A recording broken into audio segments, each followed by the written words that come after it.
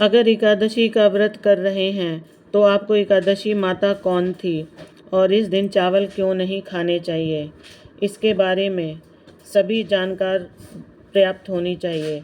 सबसे पहले एकादशी को जानते हैं कि कौन थी एकादशी माता। आपको बता दें कि एकादशी माता का जन्म उत्पन्ना एकादशी पर हुआ था। एकादशी एक देवी थी जिनका जन्म भगवान विष्णु से हुआ था। उन्होंने असुरों को मारने में भगवान विष्णु की मदद की। इस पर भगवान विष्णु प्रसन्न हुए और वरदान मांगने को कहा। इस पर कन्या ने मांगा कि अगर कोई मनुष्य मेरा उपवास करे तो उसके सारे पाप का नाश हो जाए और उसे विष्णु लोक मिले।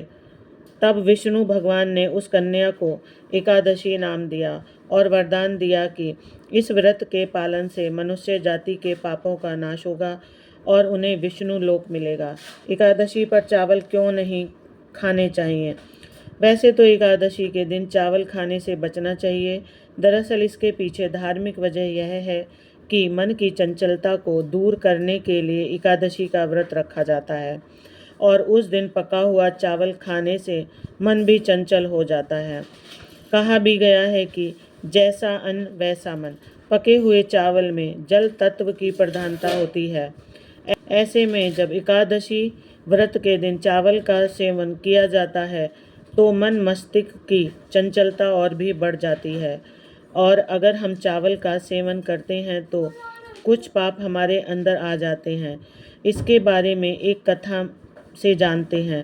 धार्मिक कथा के अनुसार विष्णु जी ने एकादशी के सभी पापों को नष्ट करने के लिए कहा और जब एकादशी सभी पाप नष्ट करने चली तो कुछ पाप चावल में छिप गए।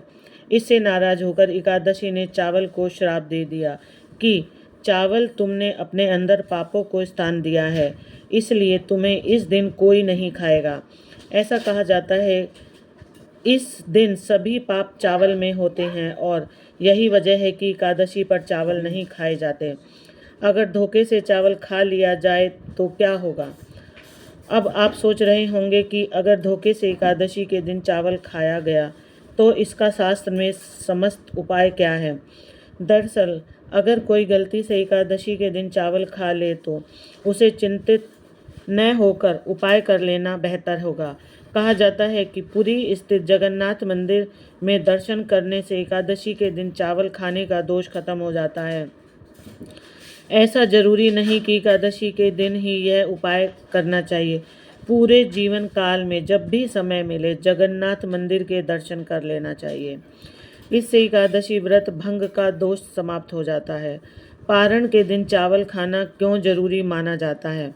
एकादशी के दिन कोई चावल नहीं खाते, लेकिन अगले दिन व्रत का पारण चावल खाकर ही किया जाता है, तभी व्रत संपूर्ण होता है।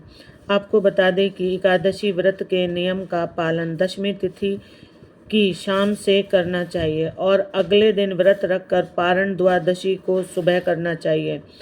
दोस्तों, अगर आपको यह जानकारी कैसी लगी हमें कमेंट अवश्य करके अवश्य बताएं। साथ ही अगर आपको हमारे चैनल पर नए सब्सक्राइबर हैं तो अवश्य कर लेना। हो सके तो इस वीडियो को ज़्यादा से ज़्यादा शेयर करें। वीडियो देखने के लिए आपको दिल से बहुत बहुत धन्यवाद। जय श्री कृष्णा। कमेंट बॉक्स में कृष्णा जय श्री कृष्णा लिखकर बताएं।